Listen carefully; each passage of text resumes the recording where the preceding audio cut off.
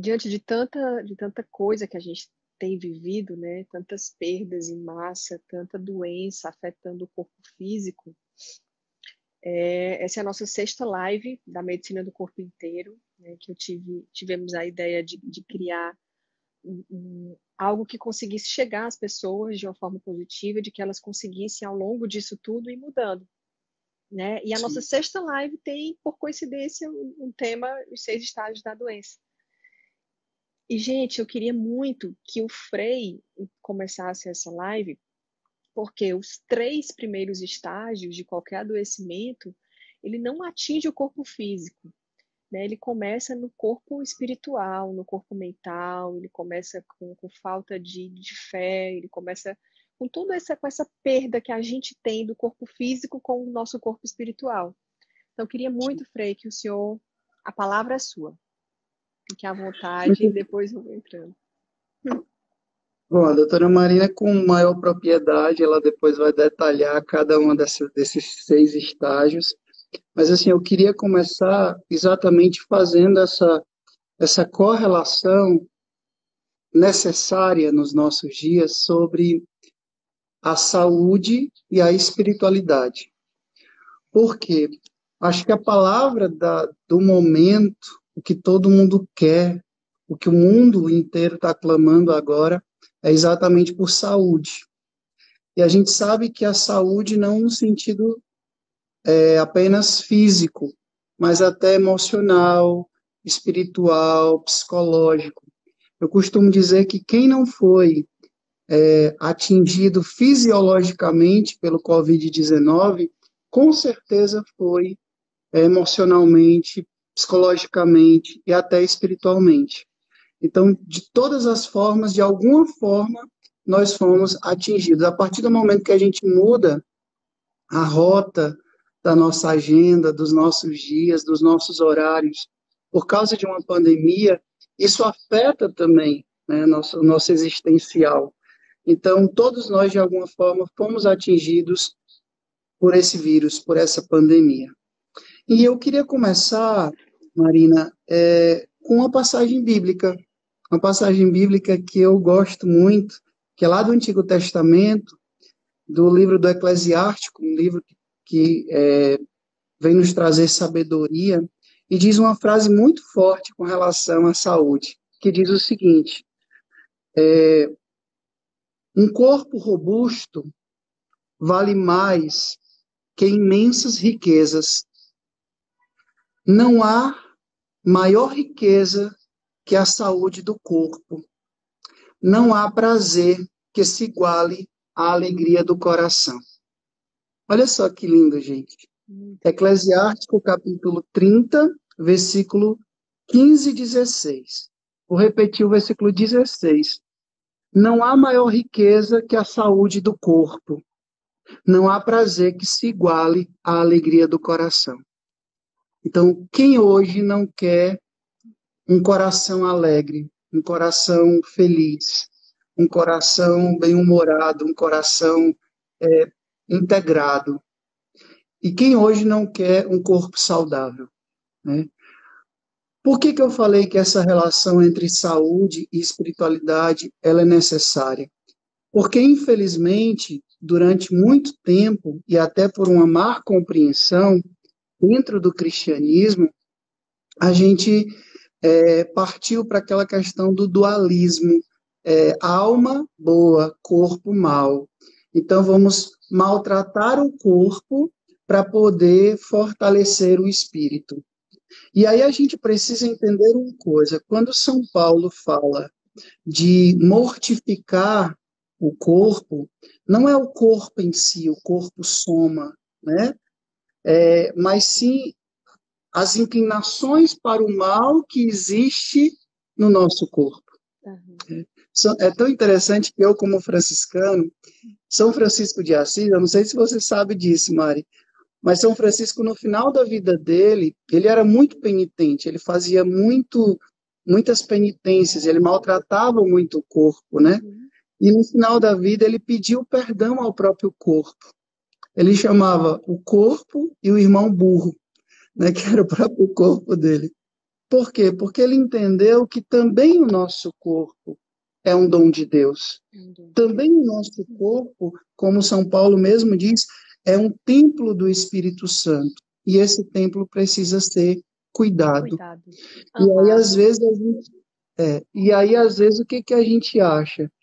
Que cuidar do corpo é apenas por questão de estética, por questão de vaidade, por uma questão de bem-estar físico somente. Não. É tão interessante que quando a gente vai pesquisar sobre isso, a palavra saúde, no, na, na- no original, a palavra saúde, salutis, né? A palavra salvação é de origem da palavra saúde. Saúde. Por exemplo, uma pessoa que é canonizada, ela se tornou um santo. Esse sã, vem de saúde também. Saúde. Olha que legal. Então, É tanta saúde espiritual, né, que ela virou uma santa, um são, né, o São Rafael, e aí vai, né? exatamente. Então, essa palavra saúde, ela se liga tanto com a palavra salvação, com a palavra são, ou seja, uma pessoa integrada, uma pessoa que conseguiu alcançar uma iluminação plena na vida. E aí, quando a gente vai se aprofundar um pouco mais nisso, aí eu peguei esse livro aqui, é muito interessante. A saúde como uma tarefa espiritual. Né? A saúde como uma tarefa espiritual. Espiritual. É de um monge alemão e de um terapeuta. Eles dois dialogando sobre essa integração, não essa dissociação. Eu vou agora cuidar do meu espírito e depois eu cuido da minha saúde. E aí eles fazendo esse caminho, eles vão lá numa coisa chamada dietética. O que é isso, Frei? A dietética, ela foi elaborada por um homem chamado Heródico de Sebilha, que é do século V antes de Cristo. Ele é considerado o fundador do ensino da vida saudável. Dietética é exatamente isso, né?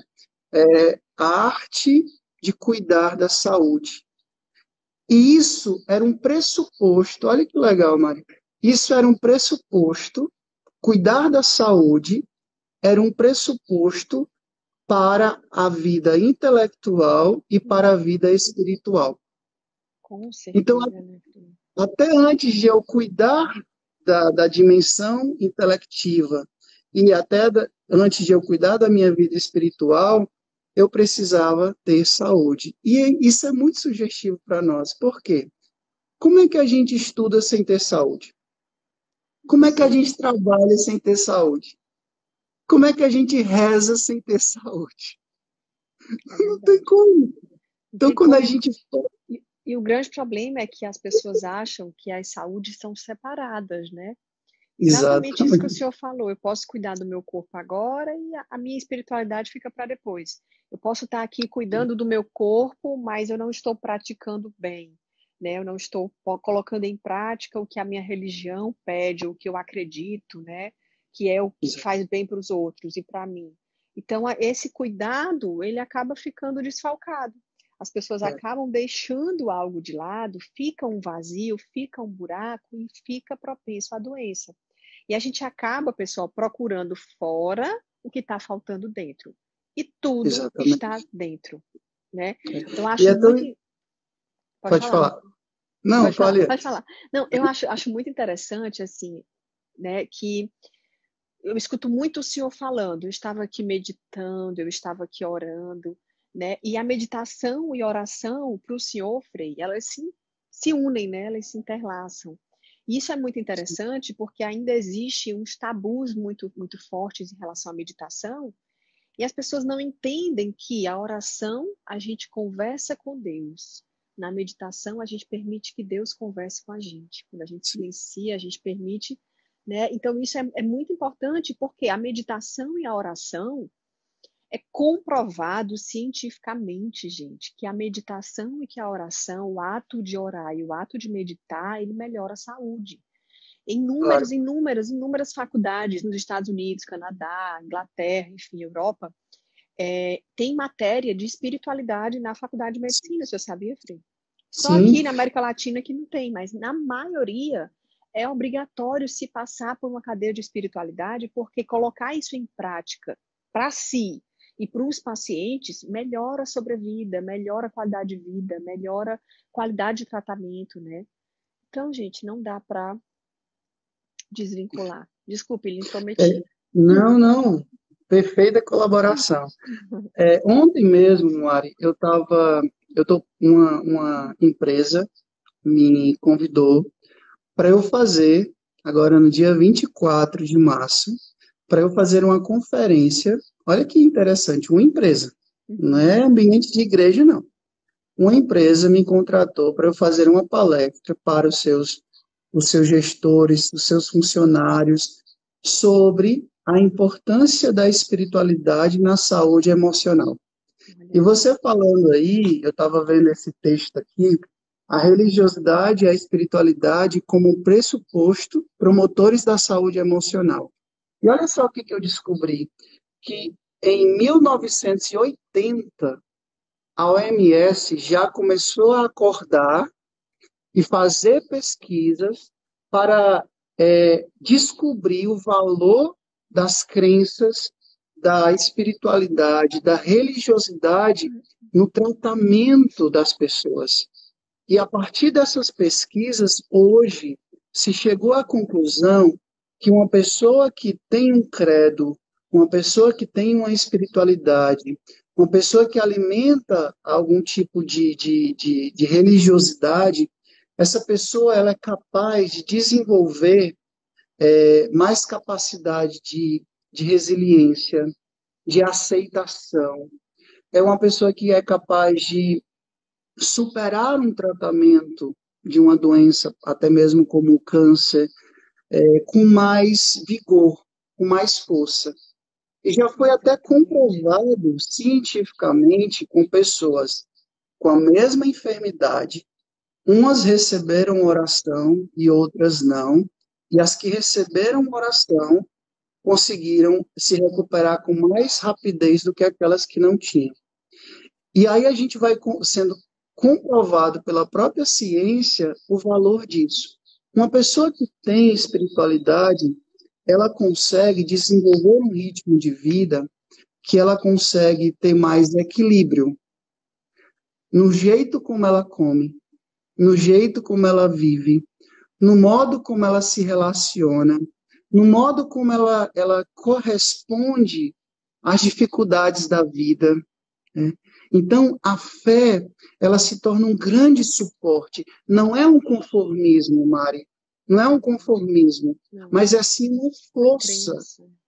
que faz a pessoa ir além daquilo que, humanamente falando, fisiologicamente falando, Que os ela nossos não olhos poderia conseguem ir. alcançar, né?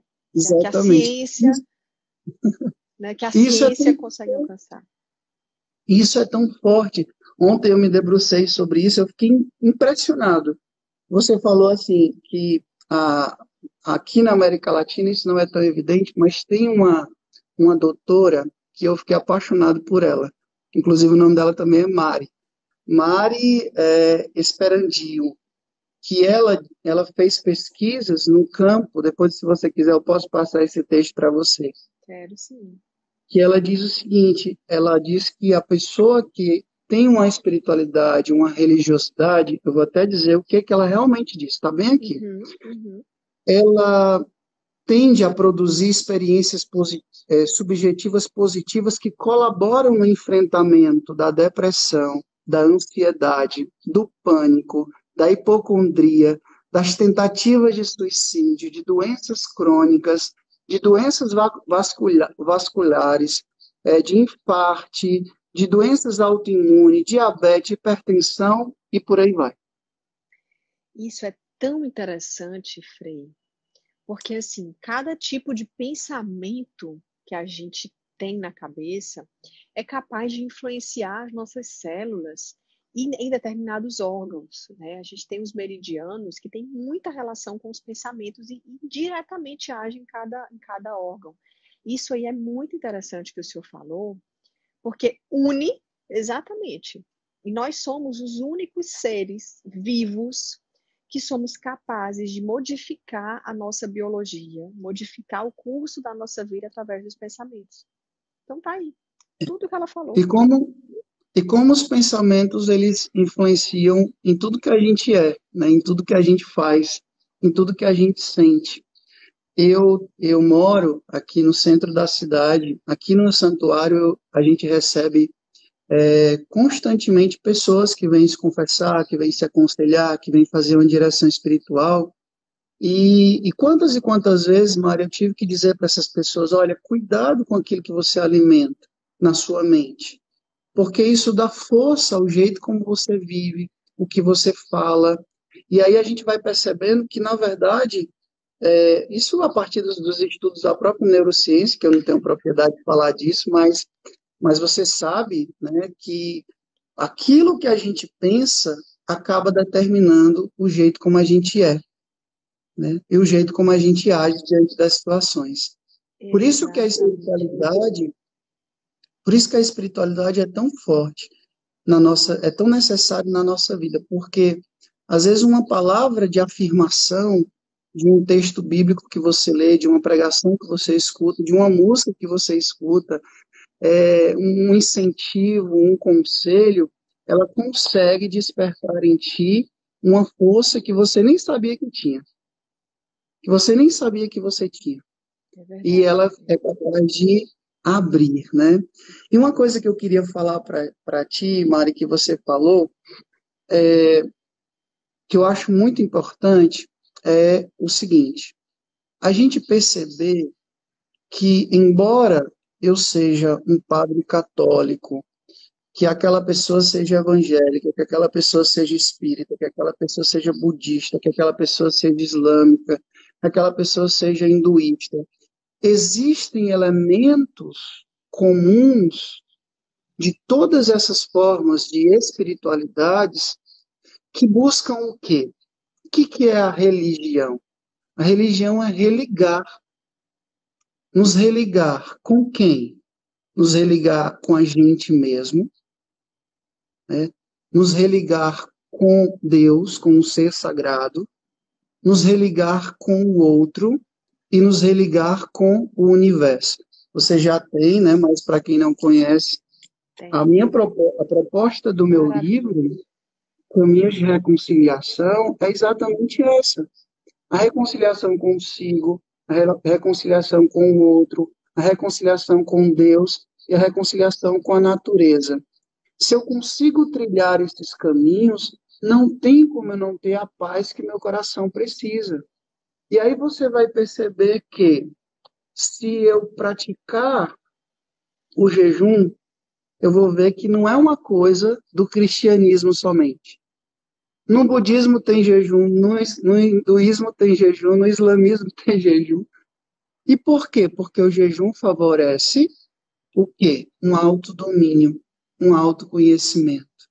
Se você for pegar a prática da meditação, se eu for para o judaísmo, se eu for para o islamismo, se eu for para o budismo, se eu for para o cristianismo, eu vou ver a meditação como algo necessário para que eu possa me religar com Deus, comigo mesmo, com o outro e com a natureza.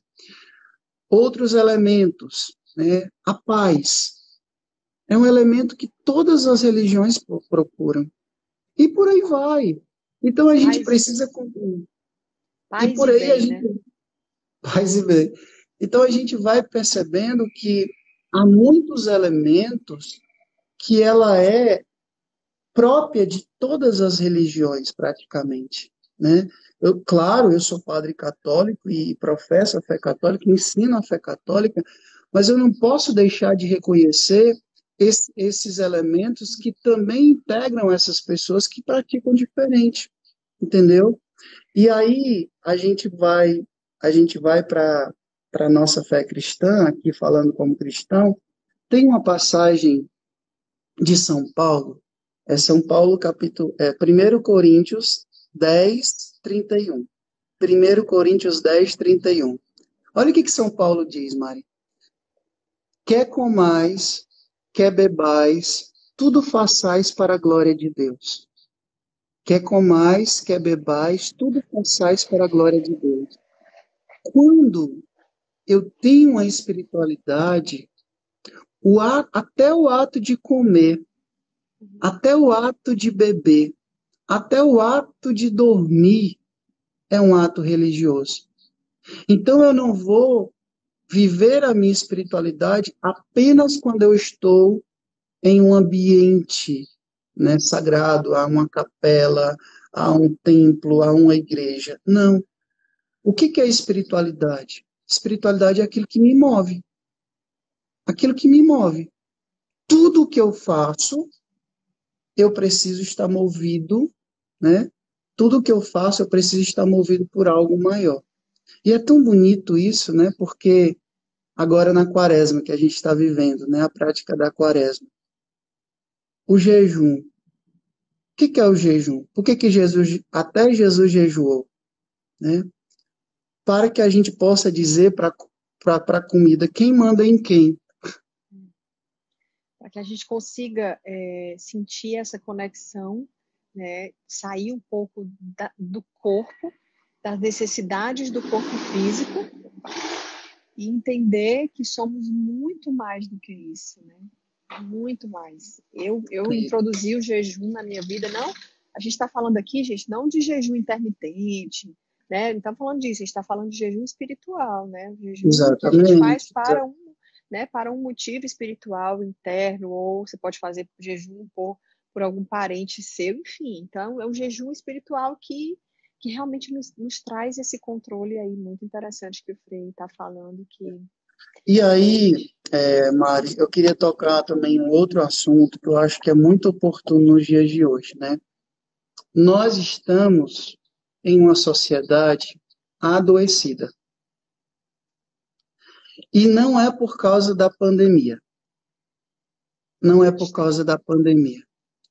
Eu acredito que nós já víamos, isso está também em um dos capítulos, eu acho que no último capítulo do meu livro, eu falo sobre isso. Nós já estávamos adoecidos. Por quê? Porque antes da pandemia, qual é a maior, constatado pela OMS, a maior doença do século? depressão. A depressão. E não foi por causa da pandemia, já era. Né? Hoje, o Brasil, eu conversava isso com um médico amigo meu, o Brasil é um dos maiores vendedores de Rivotril do mundo. Por causa de quê? Da ansiedade. Hoje, a nossa sociedade está doente pelo estresse também. A gente, uma vez, eu estava assistindo um programa de TV, achei muito interessante. Uma psicóloga, eu não sei o nome dela, não lembro o programa e também não sei de onde é que vem essa reflexão, mas eu achei muito, fez todo sentido para mim. Olha que legal, Mari. Ela dizia assim, o que é a depressão? Ela dizia, é um excesso de passado. Um excesso de passado. A gente se apega a realidades traumáticas, a gente muitas vezes não supera a perda de um parente, a gente não supera o término de um relacionamento, a gente muitas vezes fica apegado a determinadas mágoas, rancores, ressentimentos. E o que é isso? Excesso de passado. Todas as pessoas que eu já acompanhei com depressão tinham um pé no passado. Né? O que é o estresse? Um excesso de presente. Né? O patrão que chega e diz, olha, eu quero isso aqui para ontem. Você sabe muito bem, eu falo com muita propriedade, porque eu já tive isso. Eu tenho 9 anos de padre. No meu segundo ano de padre, eu achando que eu era o salvador do mundo, eu achava que eu podia, tipo, dormir tarde, acordar cedo, presidir 5 missas, fazer vários batizados, atender quase 8 horas de confissão e dar a encomendação, enfim. E sabe o que isso me rendeu? um início de burnout. Hoje, a síndrome de burnout, você como médica sabe, cada vez mais tem atingido padres, pastores, psicólogos, assistentes sociais, médicos. Todo mundo, né? O que é o burnout? É exatamente o queimar-se. Eu já não estou mais cansado, eu estou exausto. E isso me desrealiza, né, em todos os sentidos. Além de trazer um prejuízo físico, ele ainda traz um prejuízo existencial. Eu tenho um livro ali que é Síndrome de Burnout na Vida Sacerdotal, constatando que inúmeros sacerdotes deixaram o ministério porque adoeceram com burnout. Então, o estresse, esse excesso de presente. E o que é ansiedade? O excesso de futuro. Eu não sei o que vai acontecer amanhã, essa pandemia, o meu emprego, os meus filhos, a minha saúde. Será que eu vou, se eu pegar esse vírus, eu vou superar, se eu não vou superar? Então, uma sociedade adoecida, né? Exatamente por essa nossa relação com o tempo, o jeito como a gente vive, esse excesso de passado, esse excesso de presente, esse excesso de futuro, e a gente acaba não vivendo porque a gente está o tempo todo um pé aqui e um pé ali. Deu para entender? E isso, meu Deus do céu, sem falar que isso pode gerar o quê? Quando a pessoa ela vai buscar droga, por que ela está indo buscar droga? Procurando fora o que está faltando dentro. E é exatamente aí, nesse ponto, né, dessa depressão, dessa ansiedade, desse estresse, é exatamente aí, Frei, onde estão os 3 estágios iniciais da doença. É a falta de controle de todos esses sintomas que permite que abre um espaço no corpo físico para esse tipo de sintoma lá, para a nossa célulazinha escutar esse tipo de pensamento, escutar esse tipo de sintoma e modificar a estrutura celular de algum órgão que esteja mais susceptível. É assim que começam as doenças. Então, tudo isso aí que o senhor falou... O excesso, né? O excesso. Exatamente. Tudo isso aí que o senhor falou está aí. 3 primeiros estágios da doença, muito bem falados, muito bem diagnosticados, e é exatamente isso daí. Tem uma... E aí a gente precisa tomar consciência de que quando eu começo a cuidar da saúde física, porque, sabe, Mari, como eu já fui criticado, nossa, como eu já fui criticado, e ainda sou, né, por determinadas mentalidades mais fechadas, conservadoras, tradicionalistas, que acham que eu ir fazer uma atividade física, eu ir para um box fazer um crossfit, ou então fazer uma academia, é vaidade, é exagero, não precisa disso. Como se nós não precisássemos de saúde para exercer a missão que Deus nos confiou. Saúde física, né? Então, como é que eu posso ter saúde física para poder exercer a minha missão espiritual? Uma vez eu postei nos meus stories uma frase que dizia, exatamente isso. A frase dizia basicamente isso. Como é que eu posso pensar em trabalhar, em estudar, em cumprir a minha missão se eu não tenho saúde para isso? E eu posso lhe dizer que nem sempre foi assim. Sabe quando foi que eu fui cuidar da minha saúde mesmo? Eu entrei no convento com 17 anos. Eu passei 3 anos fazendo filosofia, dormindo tarde, acordando cedo, cumprindo todas as obrigações do convento, queimando o juiz com filosofia, não tinha atividade física. Noviciado, postulantado, não tinha. Quando eu cheguei aqui em Fortaleza para estudar teologia, de repente eu comecei a sentir a queimação, a ardência no estômago, né, a fadiga mental, e aí eu necessitei ir até um endocrinologista. Quando ele recomendou para eu fazer uma endoscopia, e quando ele pegou a endoscopia, que ele olhou para mim e disse assim, quantos anos você tem? Eu disse, eu tenho 22 anos. De 17 anos até os 22 anos, eu não cuidava da minha saúde. Em praticamente nenhum aspecto. Porque eu achava que só rezar, cumprir essa rotina, né, da vida do convento resolveria, né? Uma má compreensão do modo de viver a religião e a espiritualidade. E ele disse assim, olha, você está com uma pangastrite. E aí eu disse, o que é isso? Nervosa. Ele disse, é como se tivesse um gato dentro do seu estômago. Lembro bem da comparação. É como se você tivesse um gato dentro do teu estômago que arranhou o teu estômago todinho. E ele disse, olha, você precisa mudar seu ritmo de vida. Foi aí que eu comecei a fazer uma atividade física. Foi aí que eu comecei a ver que eu não podia comer o excesso de óleo que eu comia, o excesso de sal que eu comia, o excesso de açúcar que eu comia. E aí eu comecei a olhar para a minha vida de fé, integrando também a minha saúde.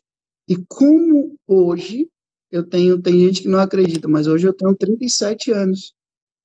Hoje eu tenho 37 anos. Tem gente que dá, eu acho que eu tinha 30, ou então tinha 29 anos, né? E não estou falando aqui de questão de beleza física, não, gente. Eu estou falando de ter disposição para fazer tudo que eu faço. De ter disposição para fazer tudo que eu faço. Então, você ir na nutróloga, você ir na nutricionista, você fazer uma atividade física, você praticar uma meditação, você conseguir regular a tua vida, as tuas taxas, os teus hormônios, isso de modo algum ofende o coração de Deus. Ao contrário, o prejuízo que nós causamos ao templo do Espírito Santo que somos nós, eu não posso dizer que Deus vai me curar e eu me lascando no açúcar. Deus vai me curar e eu me lascando na feijoada, na lasanha. Isso mesmo. Sabe o que, Como é que eu fico muito indignada, Frei, quando eu recebo pacientes no consultório, né?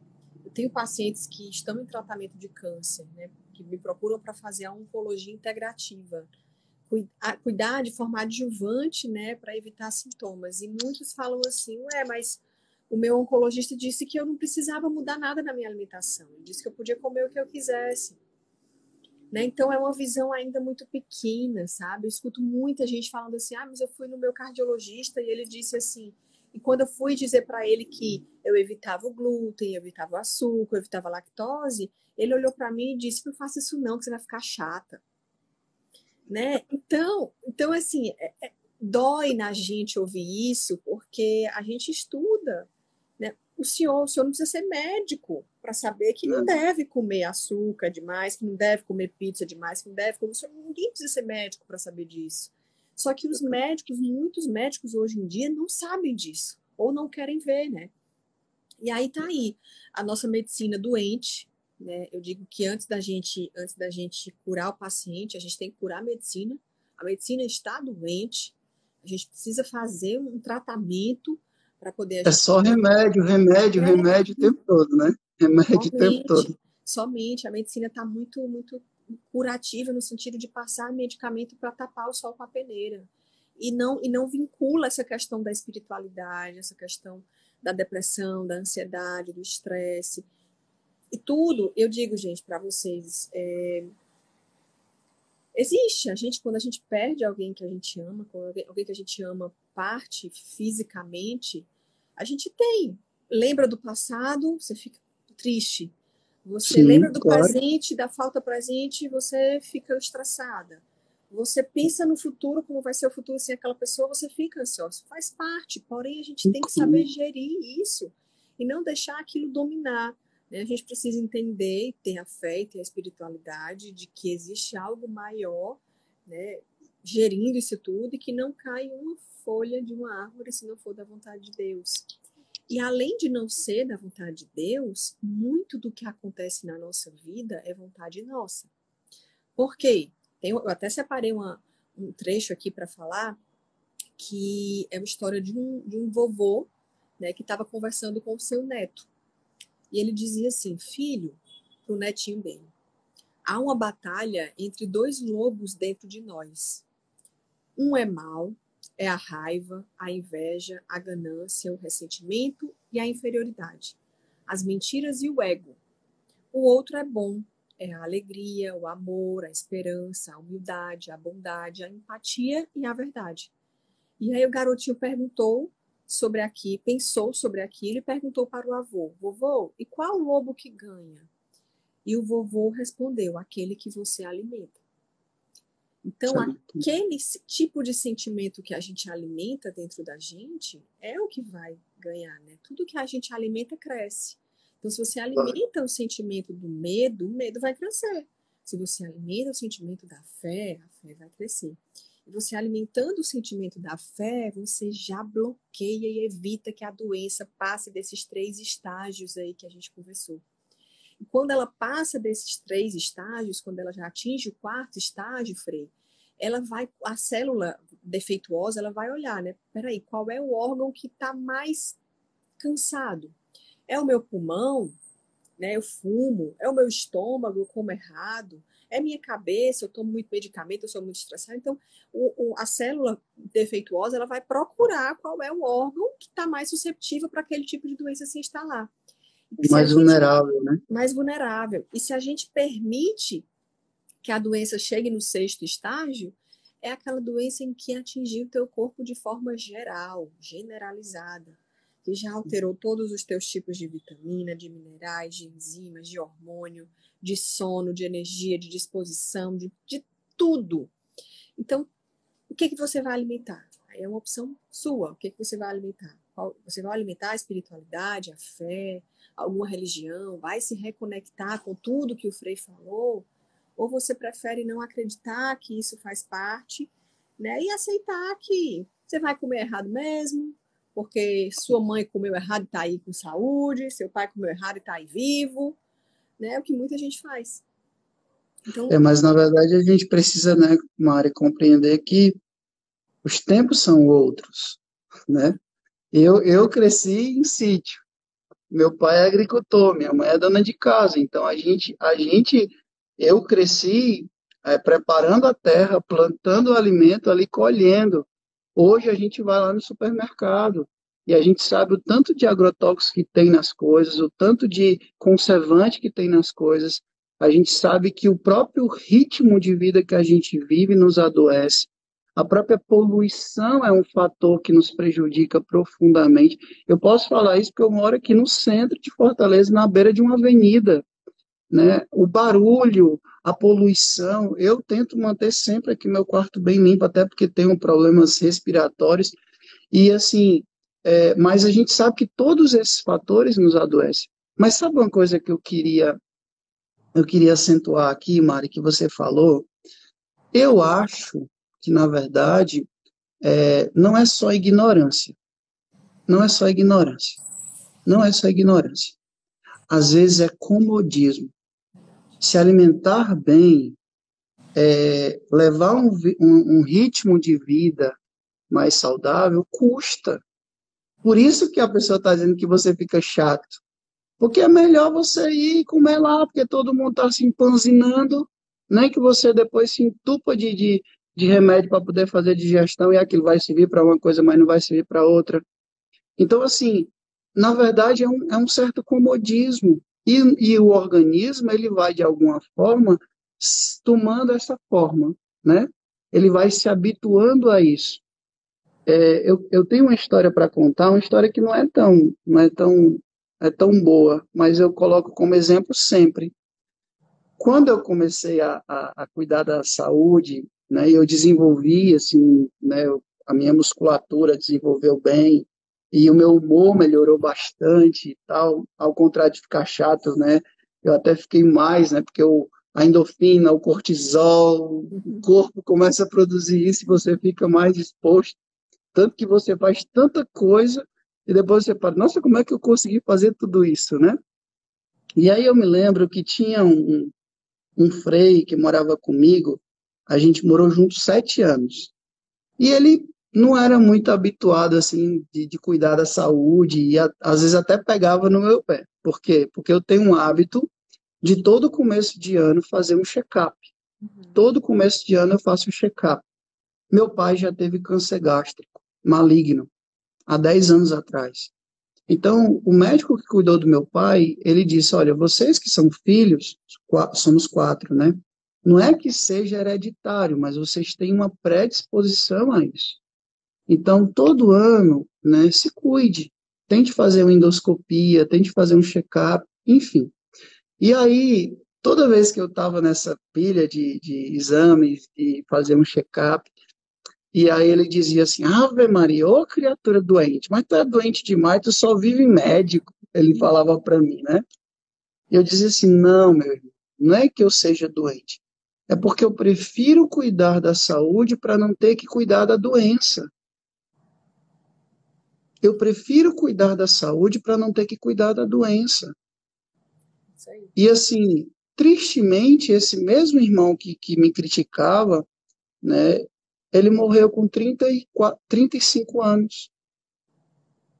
Pegou um problema pulmonar e de uma semana para outra faleceu. Eu não estou dizendo isso contando vantagem, Deus me livre, é meu irmão, eu amo demais, chorei demais. Mas era uma pessoa que ele mesmo fazia questão, não ligo para isso não, né? Alimentação, atividade física, não era para ele. 35 anos, pegou um problema pulmonar e se acabou, entendeu? Então, assim, não é questão, gente, pelo amor de Deus, para de ser tapado nesse sentido, não é questão só de estética, só de... Não, eu vou cuidar da saúde para não ter que cuidar da doença. Olha, vou dar um exemplo aqui bem prático, mais um exemplo meu. Eu tenho asma desde a infância, eu tenho imunidade baixa, você sabe bem, né, Mari? Eu tive herpes zoster há 2 anos atrás, fiquei 3 meses internado com herpes zoster dentro do ouvido, e vocês sabem que o herpes zoster é causado pela baixa de imunidade. Ano passado, no mês de maio, eu tive Covid, mesmo me resguardando aqui, e eu só soube que tive porque um freio da outra casa que faleceu, eu tinha tido contato com ele e tive que fazer o teste. Mas quando eu fiz o teste, comprovou que eu já tinha tido e já tinha o IgG, já estava com anticorpos. Sabe o que foi que eu atribuí a isso? Claro, cuidado de Deus, mas a minha atividade física, o meu ritmo de tentar ter uma boa alimentação, de tentar regular o sono, que é uma coisa muito difícil para mim, né? Foi um propósito que eu estabeleci na última consulta com a doutora Mari, O seu sabe? autocuidado como um todo, né, Frei? Entendeu? Então, assim, não é questão da gente ter cuidar da doença. Quantas pessoas agora, nesse momento, estão despertando para a necessidade de cuidar da, da saúde para não ter que cuidar da doença, né? Então, assim, que a gente possa despertar para isso. A saúde é um valor, né? E a gente não, e Deus não vai fazer aquilo que eu tenho que fazer. Eu sempre gosto de dizer isso, sempre. É tão interessante que no próprio Evangelho a gente vê isso, né? Jesus olha para aquela multidão, aí diz aos discípulos: como é que a gente vai alimentar esse povo? Aí os discípulos: não, a gente não tem como, é muita gente. E Jesus diz: o que é que vocês têm? Eles só tinham 5 pães e 2 peixes. Pois me dê. Eles deram e Jesus multiplicou. Mas eles tiveram que dar os 5 pães e os 2 peixes. Lá nas bodas de Caná, né? João capítulo 2. Jesus podia muito bem ter, quando faltou o vinho, Jesus sendo Deus, ele podia muito bem ter estendido a mão e ali ter esbarrotado de vinho. Só que o que ele disse? Encher as talhas. Porque encher as talhas de água, as pessoas podiam fazer. Então as pessoas colocaram a água e ele transformou em vinho. Quem tem que Quando dar o ele primeiro chegou lá, passo somos nós, né? O primeiro né? passo é nosso, né? Então assim, quando ele chegou lá no túmulo de Lázaro, né? Lázaro já estava morto há dias. O que ele disse? Tirai a pedra. Poxa, mas ele, como Deus, não podia ter estendido a mão e a pedra ter voado longe? Podia. Mas o que as pessoas podiam fazer, ele não faz. Então, ai, Senhor, por favor, que eu não pegue esse vírus. Ai, Pois faz o seguinte, Faz tenta sua parte. fortalecer a tua imunidade, tenta se hidratar, tenta se preservar, se resguarda, usa máscara, lava as mãos, use o álcool gel, mantenha o distanciamento. Não peça a Deus uma coisa que você pode fazer. Não peça a Deus uma coisa que você pode fazer, porque Ele não vai fazer. Existe uma máxima da espiritualidade, Mari, que é a graça supõe a natureza. Para que Deus haja, Ele precisa encontrar alguma coisa para poder agir, né? Ah, tem gente que chega aqui para mim e diz assim, ai, Frei, o senhor precisa ir lá em casa para conversar com meu filho, com meu esposo, porque a gente vive brigando, não sei o que, não sei o que, não sei o que. E eu falei, o que você está fazendo para poder melhorar isso? Porque eu vou lá, eu abençoo a casa, eu converso com seu esposo, com seu filho, e depois você vai com toda essa sua chatice, com todo esse espírito de briga, de arrogância, e vai estragar tudo. Quem tem que mudar, primeiramente, é você, entendeu? Então, às vezes, as pessoas querem mágica, né? Mas, É muito melhor eu tomar isso aqui, porque está prometendo que eu vou ficar com a barriga tanquinho, é muito melhor eu tomar isso. Faz o seguinte, né? Eu acredito que o milagre, ele acontece com duas vias. Você dá a condição, faz a sua parte, faz o seu possível, e Deus faz o impossível.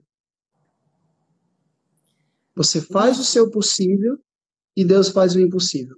aí é exatamente onde a ciência se mistura com a espiritualidade.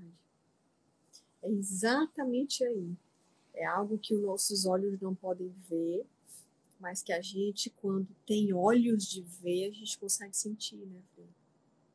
Exatamente. Tem Então, uma, que a gente tem uma, pode falar. tem uma, tudo isso, né, que a gente conversou, eu também separei um texto aqui maravilhoso para ler, que eu acho que é muito pertinente. Eu queria ler para todo mundo escutar aí. Fica à vontade, estou amando. Esse texto, Frei, ele é de um médico indiano, né? Ele estuda muito a medicina ayurvédica e a cura, a espiritualidade, enfim. O nome dele é Deepak Só, só Chopra. diz pra, só diz pra gente rapidamente o que é medicina Ivete.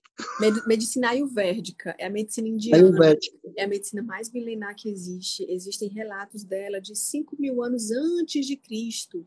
Então, é uma medicina que se baseia em quê? Na alimentação, na natureza, se baseia nas ervas, nas plantas. É uma medicina muito naturalista que evita os medicamentos e que acredita que nós somos feitos da mesma matéria do universo.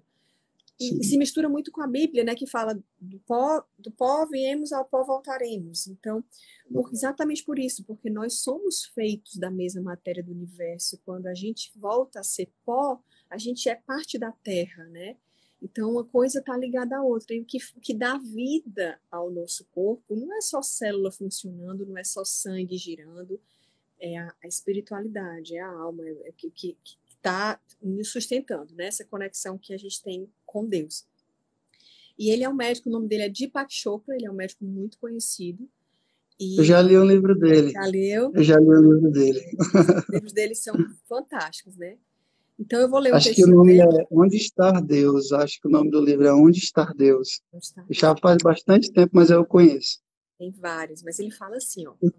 Somos as únicas criaturas da face da Terra capazes de mudar a nossa biologia pelo que pensamos e sentimos. Nossas células estão constantemente bisbilhotando nossos pensamentos e sendo modificadas por eles. Um surto de depressão pode arrasar seu sistema imunológico. Apaixonar-se, ao contrário, pode fortificá-lo tremendamente. A alegria e a realização nos mantêm saudáveis e prolongam a vida. A recordação de uma situação estressante que não passa de um fio de pensamento libera o mesmo fluxo de hormônios destrutivos que o estresse agudo. Quem está deprimido por causa da perda de um emprego projeta tristeza por toda parte do corpo. A produção de neurotransmissores por parte do cérebro reduz-se. O nível de hormônios baixa, o ciclo do sono é interrompido. os receptores neuropeptídeos na superfície externa das células da pele tornam-se distorcidos, a gente envelhece mais facilmente. As plaquetas sanguíneas ficam mais viscosas e mais propensas a formar grumos, e até as suas lágrimas contêm traços químicos diferentes das lágrimas de alegrias. Eu estou toda arrepiada aqui. Todo esse perfil bioquímico será drasticamente alterado quando a pessoa encontra uma nova posição. Isso reforça a grande necessidade de usar a nossa consciência para criar os corpos que realmente desejamos. A ansiedade por causa de um exame acaba passando, assim como a depressão por causa de um emprego perdido. O processo de envelhecimento, contudo, tem que ser combatido a cada dia. Shakespeare não estava sendo metafórico quando disse: nós somos feitos da mesma matéria dos sonhos. Você quer saber como está seu corpo hoje? Lembre-se do que pensou ontem. Quer saber como estará seu corpo amanhã? Olhe seus pensamentos hoje. Ou você abre o seu coração, ou algum cardiologista o fará por você. Exatamente. Então, Exatamente. né, eu acho que tudo isso junta esses 6 estágios da doença que a gente falou, o quanto é importante esses primeiros 3 estágios, quando a gente fala, né, da saúde física, isso já passou de muito estágio aí que a gente poderia controlar. E como é que a gente controla, gente? Tendo uma rede de apoio que nos dê essa força, que nos impulsione, né? Como o Frei é, para mim, uma rede de apoio, um orientador espiritual, escutar os vídeos dele, as pregações dele, tudo que ele faz e conectar, e nos reconectarmos, né? Isso é o mais importante. Estou muito agradecida, estou muito grata, muito mesmo pelas suas palavras. Eu acho que a gente conseguiu iluminar e chegar um pouquinho de Deus na casa de cada um que estava assistindo. Amém.